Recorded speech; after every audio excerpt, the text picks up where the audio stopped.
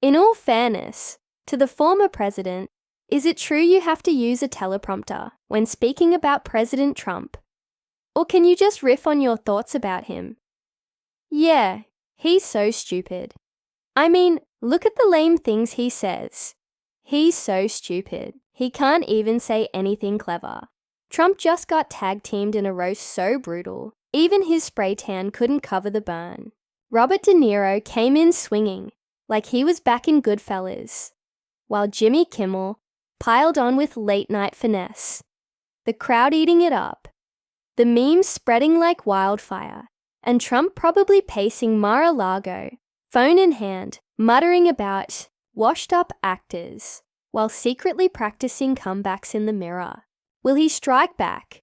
Or is this the one time he's actually speechless? Doubt it, but watching him try will be pure comedy gold. Pumpkin got a head start on Halloween yesterday, showing up for a rally dressed as a garbage man. I have to say, the vest really brings out the color of his mouth. He even rode around in a garbage truck.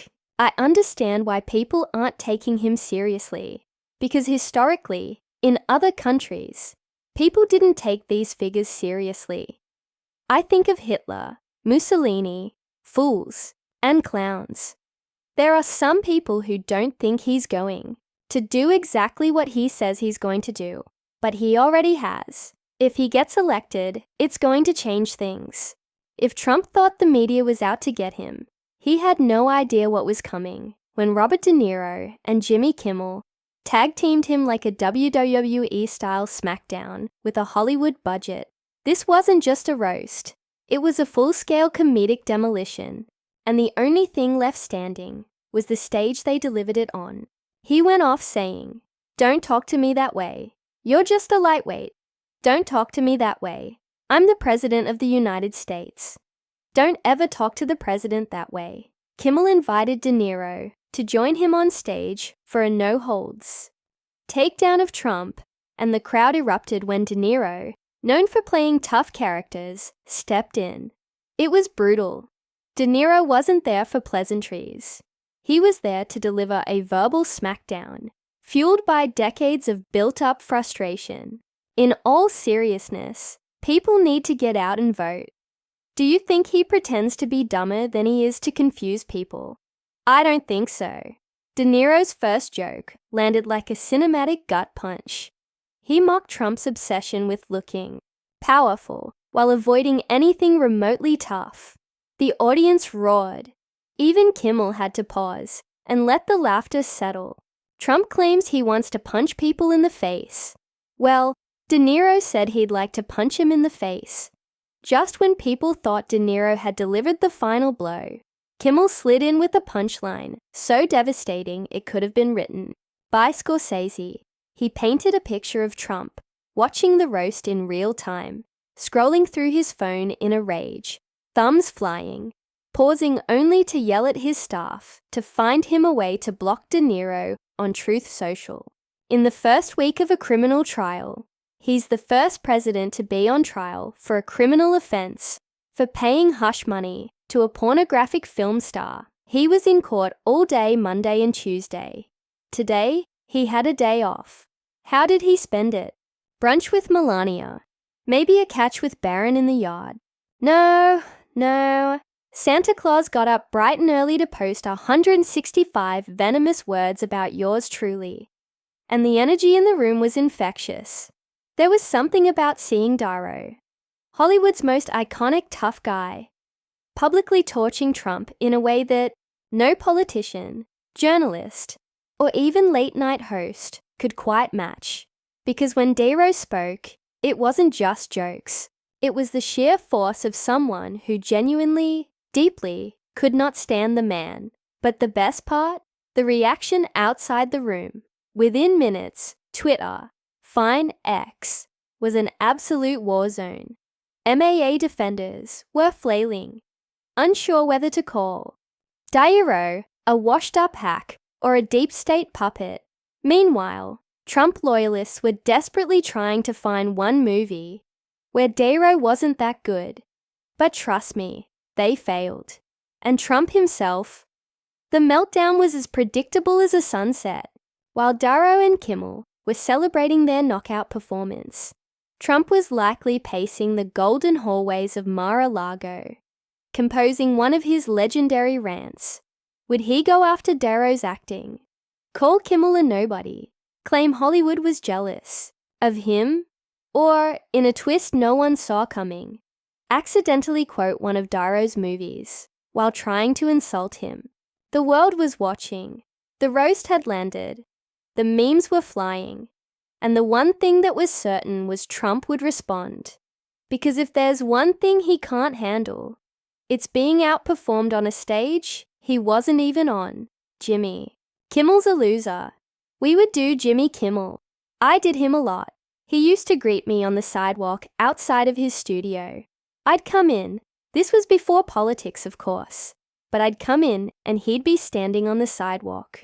Oh, sir, may I bring you in? He'd bring me in every time. Then I ran for politics. I never got involved with it much, but all they do is talk bad about Trump. That's all the whole show is, talking bad about Trump.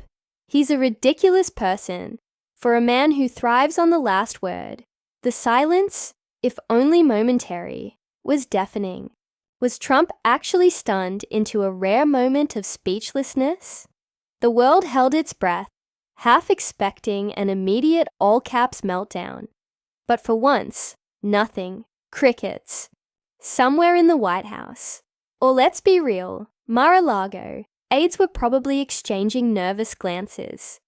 Sir, maybe don't respond to this one, one brave soul might have suggested. As if that ever worked. But then, like clockwork, the storm hit. Trump couldn't resist. His thumbs found their way to the keyboard, and before anyone could intervene, the rant was live.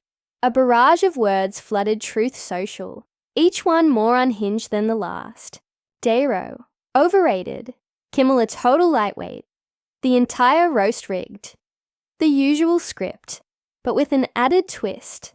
Trump had suddenly appointed himself a film critic. Forget the fact that Bull Casino and The Irishman are widely considered cinematic gold. Trump, the man whose movie experience consists mostly of Home Alone 2, Lost in New York, had spoken. Niro's movies, unwatchable. Hollywood, a disaster. Did he even watch these movies? Unlikely. But logic was never going to get in the way of a good rant. Donald Trump is just a master of comedic comments. Talk show hosts? Are they great, or do we need to make them great again? And kinda go one by one here. Oh, he's terrible, great, or great again. Jimmy Kimmel. Well, he's not. You know he's not. First of all, they all have bad ratings. The one that's the most successful is Greg Gutfeld. So, Jimmy Kimmel, we gotta make him great. Well, Jimmy Kimmel is a loser. Look, all they do is talk bad about Trump. That's all the whole show is. Talking bad about Trump. Yeah, they're all equally bad. The internet wasted. No time turning the roast into an all-out spectacle. Side-by-side comparisons of career-defining performances and blink and you miss cameos flooded every corner of social media. One man had delivered some of the most iconic moments in film history. The other had briefly popped up in a holiday movie, like an extra. The contrast was almost too perfect, and the internet ran with it. But if anyone thought this battle was wrapping up, they had another thing coming. Instead of taking a step back, the chaos only escalated. What started as a fiery exchange had now become a multi-day event, and those involved weren't about to let the moment fade. The next act of this saga unfolded in grand fashion as the spotlight shifted to an elite Hollywood event where the gloves came off once again. Standing before a packed room, the energy crackled with anticipation as another round of brutal jabs was unleashed.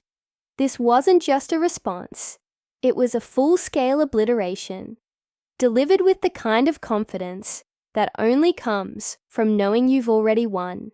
The audience roared, cameras flashed, and somewhere far away, a familiar storm was brewing. The feud wasn't cooling off.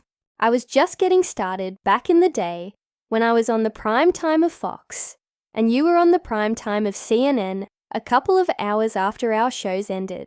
Late night comics would come on, and they occasionally made us laugh. Pierce, as you know, they've abandoned that game now, and they're just political operatives out there. It was a terrible night for women, children, and the hundreds of thousands of hard-working immigrants who make this country go. For healthcare, for our climate, for poor people, for our allies in Ukraine, for NATO. And guess what? It was a bad night for everyone who voted for him too. Meanwhile, Kimmel kept the jokes coming on Jimmy Kimmel Live, opening his monologue. He immediately jumped into Trump's meltdown over the roast, declaring, "Ladies and gentlemen, we did it. We broke him," before rolling a supercut of Trump's frantic Truth Social posts. He even brought out a real film critic to compare Trump's Hollywood track record to Niro roasting everything from The Apprentice to Ghosts Can't Do It. One of these men has won an Oscar, Kimmel teased.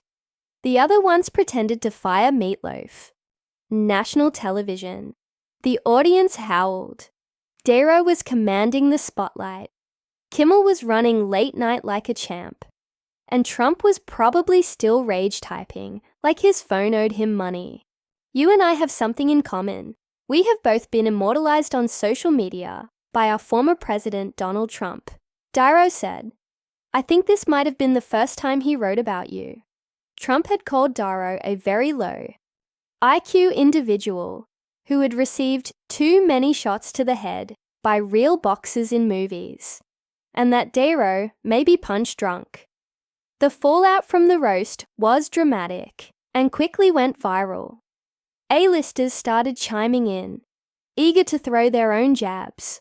Was this about to turn into a full-blown anti-Trump comedy tour? Enter late-night comedians, actors, and musicians who had been waiting for an opening. Stephen Colbert dedicated an entire segment to the art of the tantrum, breaking down Trump's response with the precision of a nature documentary. Seth Meyers took it further, reenacting Trump's Twitter meltdown with dramatic piano music in the background. Musicians even remixed Niro's speech into a dance track. Trump, in classic fashion, refused to let it go and launched another series of posts that insulted Hollywood, the media, and Niro's entire filmography in a single breath. The real question was, would Niro and Kimmel respond again? Or had they already won by making Trump implode on his own? Niro, always the seasoned performer, didn't even need to say anything. His knowing smirk at another red carpet event said it all. Kimmel was already teasing part 2 on his next show. At this point, Trump wasn't just battling Hollywood. He was battling himself. If there's one thing we know about Trump, it's that he doesn't let things go. The man holds grudges, like a toddler clinging to the last cookie, stubborn and with absolute refusal to share. So, will he move on? Not a chance. The question isn't if he'll fire back again, but how soon and how ridiculous it will be. I'm not hysterical. I laugh when people say, "Oh, you've got Trump derangement syndrome."